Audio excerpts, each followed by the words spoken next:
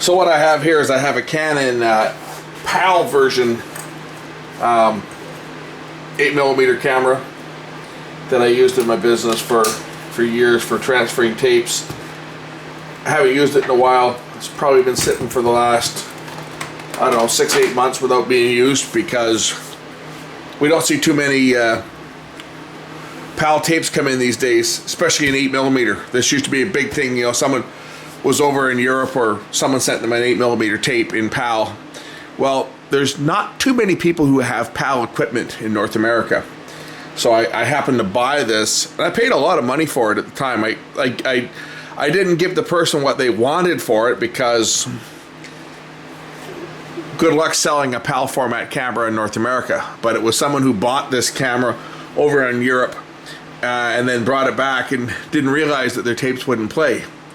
So I basically gave them a deal to transfer their tapes over and then bought the camera for them because I wanted it for future clients that came in. But I had some tapes come in today to transfer over and they wouldn't transfer.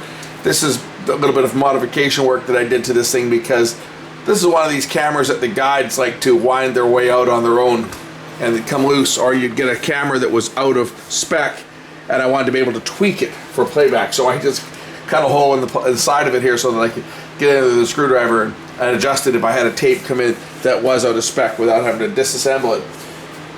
But the unit won't turn on now. It was playing and then it just shut down. So in fact, if I turn on the power, if you look at the camera little light here, if I zoom in here, you might just see what it's going to do. When I turn on the power,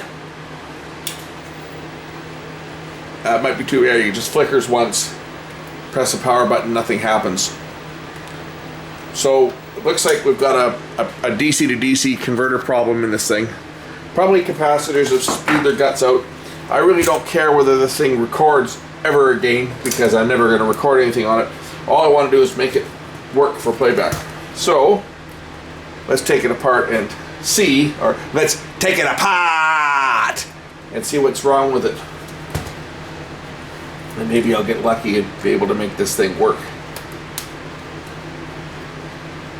As long as I can make it power up and play a tape, that's really all I care. I don't care if I've got caps sticking out. I don't care if I have to cut a hole in the side to have taller caps sticking out the side of it to make it work. I just want this thing to work because I need to transfer some tapes over. Now, I've never been inside one of these cameras before other than the side cover that I modified so I could get at the tape guide, so I'm not really quite sure how this thing comes apart. But I'm assuming that if I remove all the screws on the side here that I should be able to pop the back off and maybe somehow locate the DC to DC converter module in here.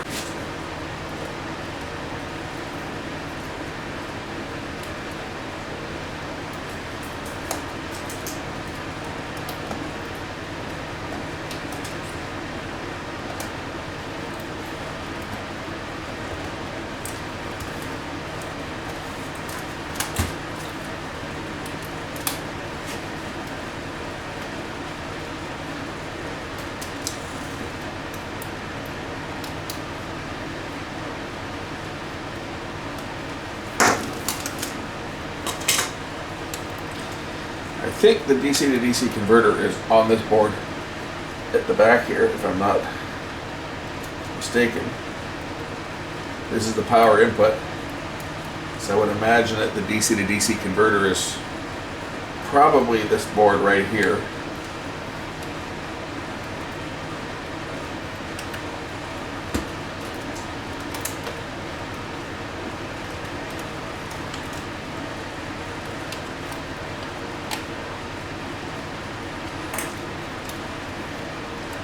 It does unplug. There's also a ribbon cable on here, so I gotta be careful. I don't wanna, or is that, no, that's just shield. That's just a shield, so I can unsolder that shield. I think this is my DC to DC converter, so I'm going to look at some of the caps on that because I'm sure that that's more than likely where the problem is the power supply is crapped out on it. So I'm just warming up the iron here so I can unsolder that. There's a shield that's soldered on here for shielding, and then we can look at the power supply and see whether that is where the problem is. See, the picture was perfect. What happened was, while I was transferring it over, my computer decided it was going to not like a bad edit on the tape where someone had left some blank tape between scenes. And because I don't have a time-based corrector for PAL, I was going straight into my capture card, and well, my capture card doesn't like random noise because it overwhelms the compressor, because it just can't compress all that static, that random noise. So it has a little bit of a panic attack and bails out. And so I stopped the camera and I was going to rewind it back and pick up where I left off. And when I put it in rewind, it shut down.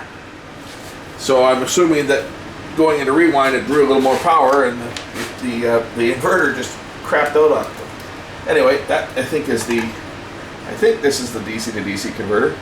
There's also a battery on here, I think, too, which I'm sure is dead. And there's some fuses on here. I'm sure that this battery is long dead, so maybe we should take this out because it's not needed. And you know, oh, it's a lithium rechargeable.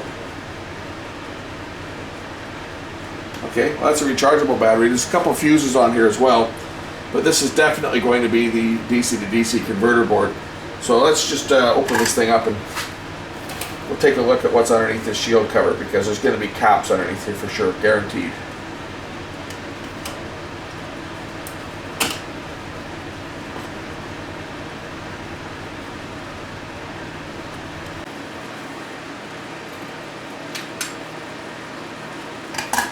Okay, we have a few capacitors on here.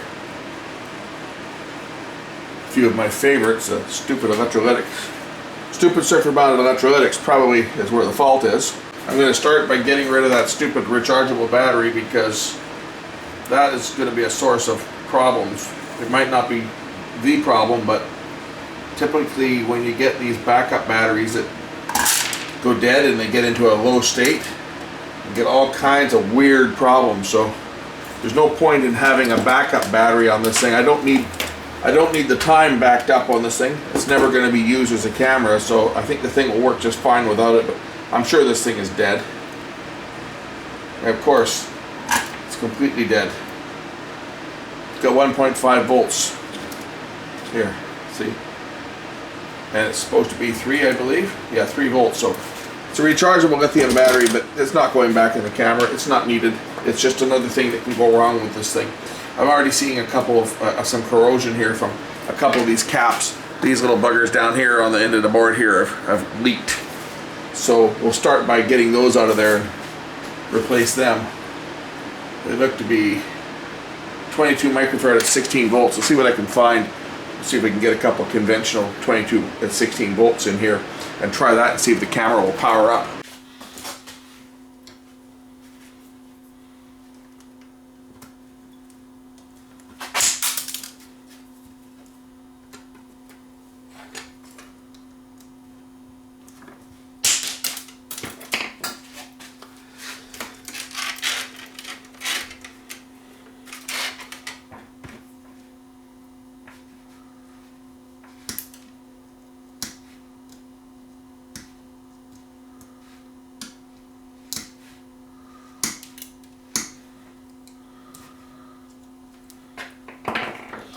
And no, this is not about overhauling this entire camera. I only care about if I can get this thing to power up so that I can play tapes back.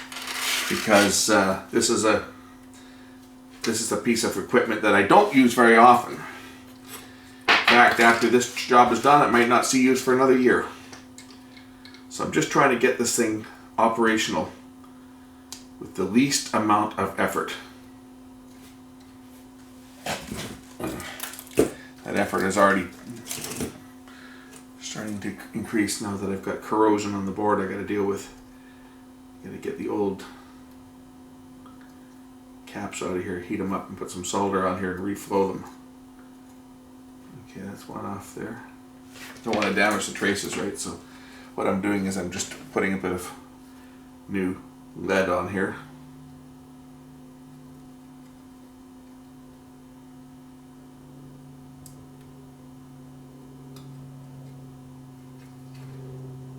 heating the pins and getting them off the board while leaving the traces intact. I don't want to damage anything more than I have to on this thing. Okay, a couple of new capacitors here.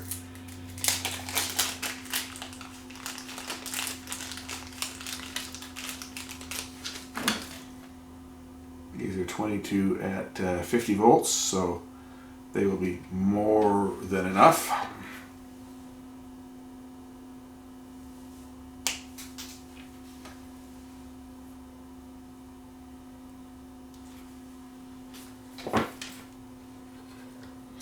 I'm going to lay them over on their side next to these fuses if I can, because when the camera goes back together I'm not going to have a lot of room, right?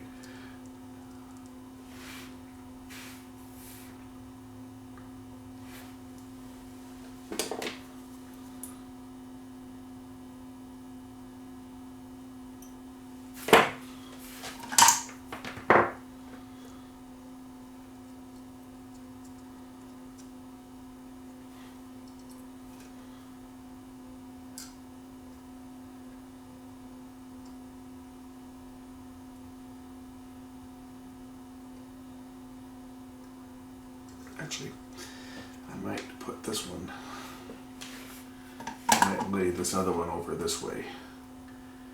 I'm not really concerned about even getting that shield back in place because I think it'll probably be fine without it. I'm going to lay one across this way and the other one across that way. And hopefully these are the only ones. I see another cap on here that might be, well, maybe not, maybe that might be a solid cap. I don't see any other ones that are actually spewing their guts out. These two here were leaking all over the board, but the other ones don't appear to be as bad.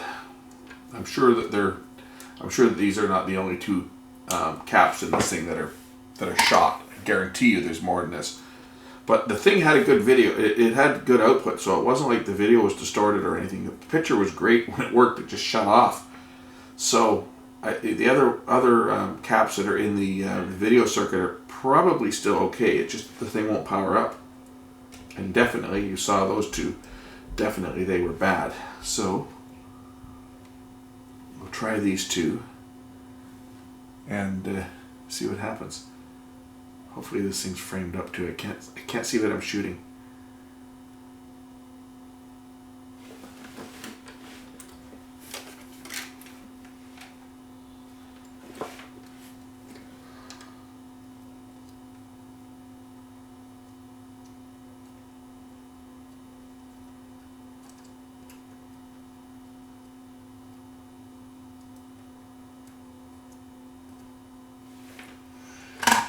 Okay, it's ugly.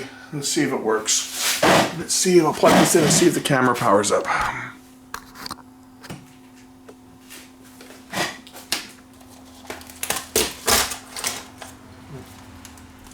Interesting, that was just held in place by a screw that's not there.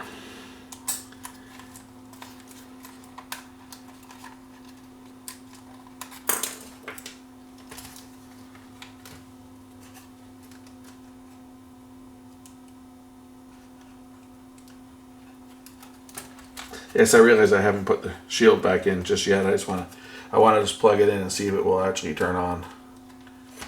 So I'll plug the plug back in here, and I'll just hook the, I'll just hold the power up to it, see whether it will actually turn on. If it will, then we've made some progress. Ah! Aha! I got a light. Off. Turn back on.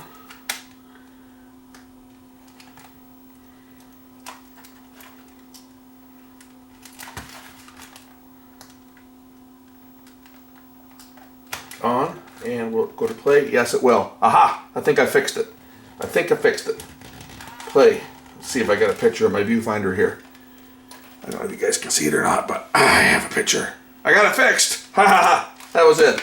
Couple capacitors. I'm happy. Now I can go back to doing my transfer. Let me put this thing together.